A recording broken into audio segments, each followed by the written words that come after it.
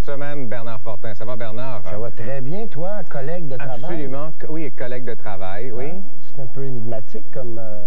C'est-à-dire? Bien, on a travaillé ensemble. Oui, c'est ça, la petite vie. En tant qu'acteur? Oui, en tant qu'acteur. Ouais. Moi, grand comédien. Ouais. C'est ça, non, et puis ça s'en vient, là. C'est ça, c'est lundi que ça passe, la petite vie.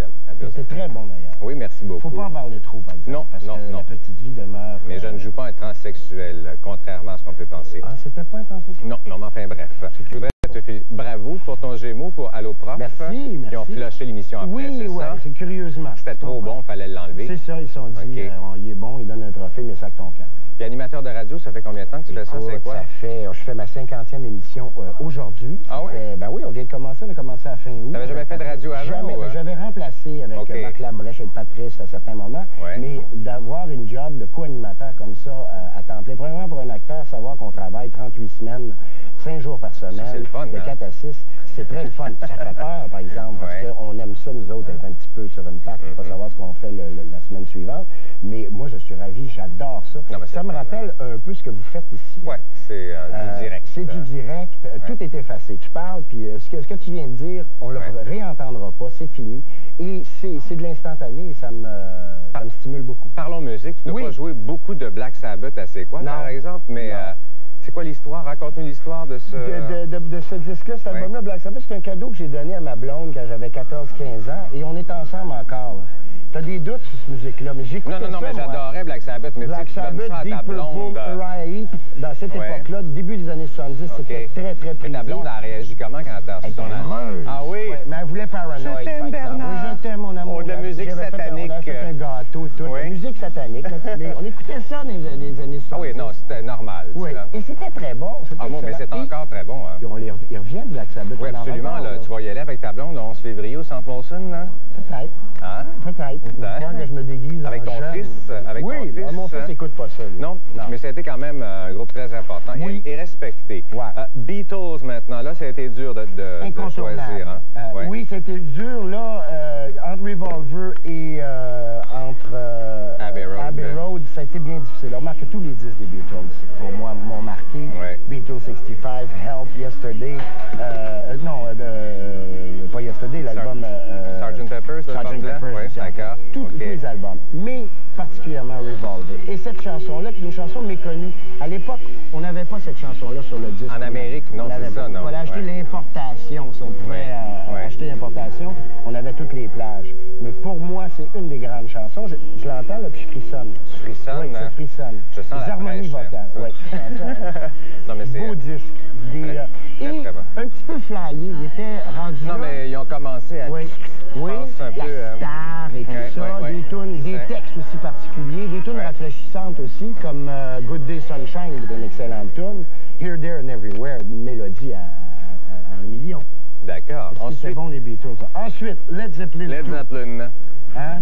Et le titre qui est dur à prononcer, je vais te le laisser faire. Le titre de Whole Lotta Love? Oui, d'accord. Et ça, c'est quoi?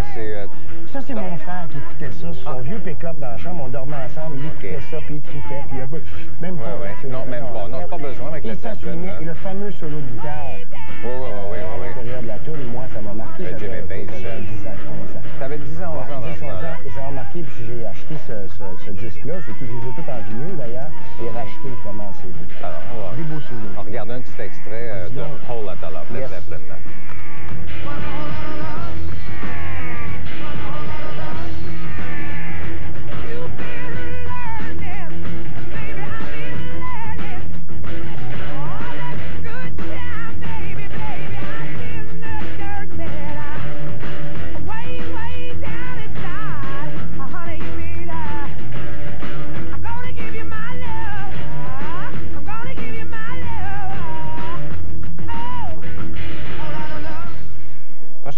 Genesis, c'est des antiquités que tu nous as apportées quand même. Je suis une antiquité, ça n'a pas l'air de ça. Je vais avoir 42 ans, là. Ah oui? OK. Ça, c'est une grande... Ce que j'aime, c'est des pièces à développement. C'est très long. Ben, c'était la musique progressive qui était énormément populaire au Québec. Et c'est Genesis qui a un peu...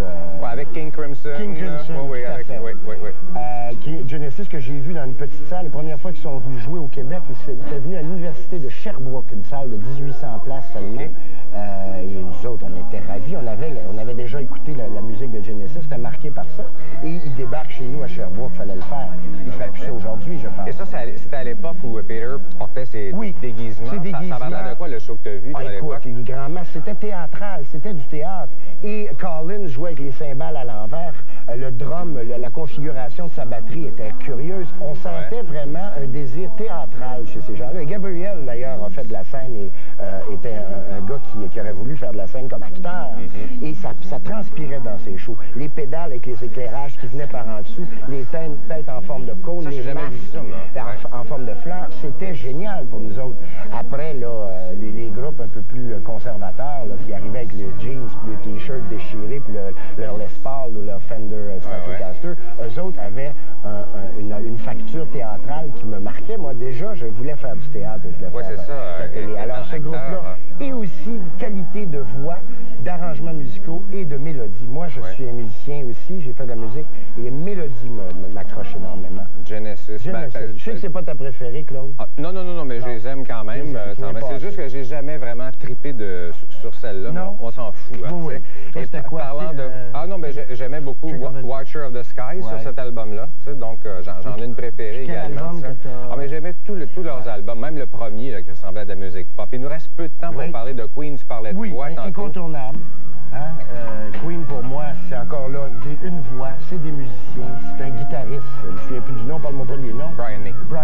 Oui. Un guitariste comme ça, moi, j'ai toujours voulu jouer de la guitare, je le fais pas, j'ai pas le talent, mais j'aurais joué comme il y a un son bien à lui. Oui, un son bien. Et ça, évidemment, la toune, c'est quelle celle-là? Ça, c'est Bohemian Rhapsody. Tu sais que c'est le premier vidéo de tous les temps. Hein? Oui? Oui, c'est ça. Alors, c'est sur ça que je te laisse, mon cher Bernard. Merci. On se voit lundi soir, comme 3 millions de téléspectateurs. Ça va peut-être être 5 cette fois-là, vu que je suis dans l'émission. Inquiète-toi pas, je te volerai pas ta job.